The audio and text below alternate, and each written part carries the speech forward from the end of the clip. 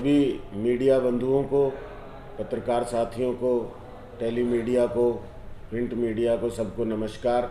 सभी आपके दर्शक जो देख रहे हैं हमें, उन सबको हमारा नमस्कार।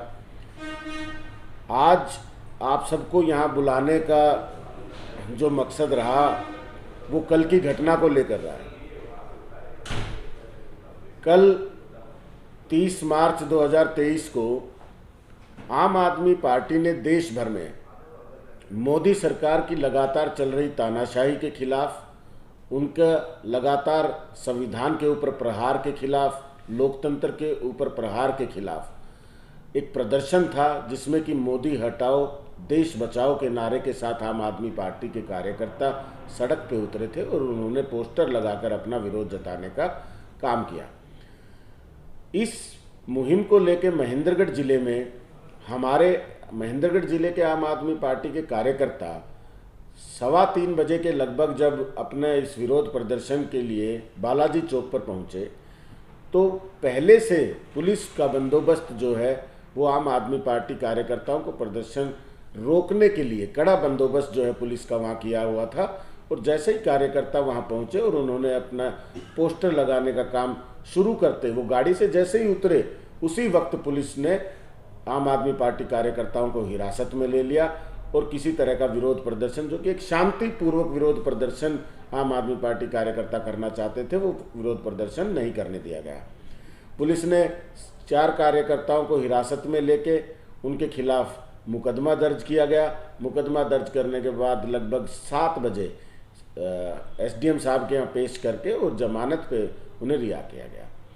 तो हम ये कहते हैं कि ये लोकतंत्र पे किस तरह का प्रहार आज मोदी जी के राज में भारतीय जनता पार्टी की सरकार में हो रहा है। जगह जगह पे आप किस तरह का दुरुपयोग जो है वो एजेंसीज का कर रहे हैं। क्या आज लोकतंत्र में कोई आवाज़ नहीं उठा सकता? क्या सरकार के खिलाफ कोई कुछ कह नहीं सकता?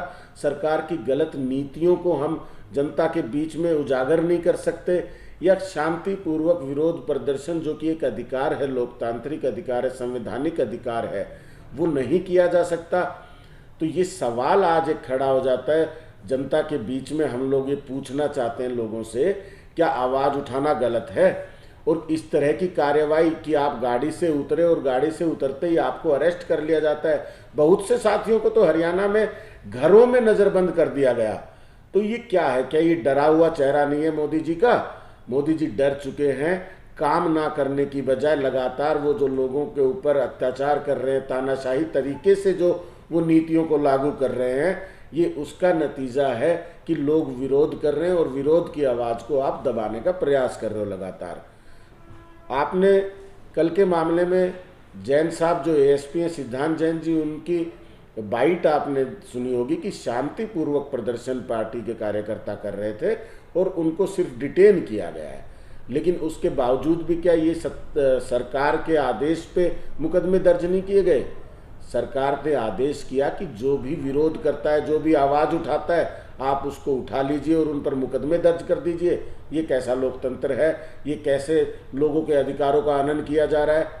लेकिन हम आपको विश्वास दिलाते हैं कि आम आदमी पार्टी के लोग जो हैं वो ना पुलिस से डरते हैं, ना मुकदमों से डरते हैं।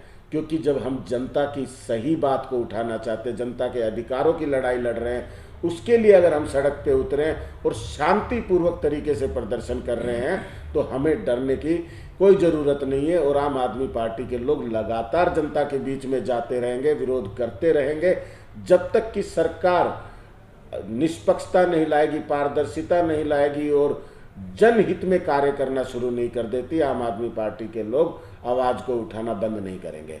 ये बात मैं आपके माध्यम से कह रहा हूँ।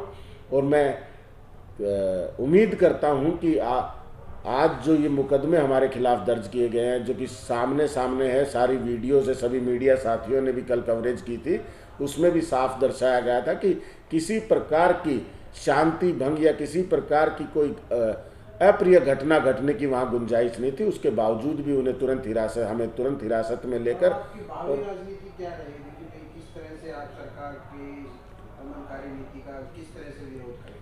देखिए, हम लगातार वही शांति प्रिय तरीके से जनता के बीच में जाएंगे, विरोध प्रदर्शन करेंगे और घर घर जाके हम लोग बताएंगे कि किस तरह से आज संविधान और लोकतंत्र पे खतरा मोदी जी लगातार प्रहार कर रहे हैं, किस तरह से लोगों के आवाज़ को दबाया जाता है। आपने देखा है, चाहे वो व्यापारियों की बात रही हो, महिला सुरक्षा की बात रही हो, चाहे बेरोजगार की बात रही हो, चाहे युवा की बात रही हो, किसानों की बात रही हो, हर वर्ग पे इस सरकार ने लाठीचार्ज किया है और हर वर्ग की आवाज़ को इसने दबाने का काम किया है। आपके खिलाफ किन धाराओं के तहत मुकदमा दर्ज किया है? क्या 107, 151 धारा के तहत कल मुकदमा दर्ज किया गया और उसके बाद एसडीएम साहब के यहाँ पेश करके जमानत पे रिहा किया गया है।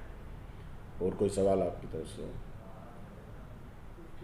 सीआईए वाले यही कह रहे थे, बोले जब ये चेहरा देखा तो ये था कि भी आप वहाँ चढ़ते चढ़ते कहाँ से चले गए।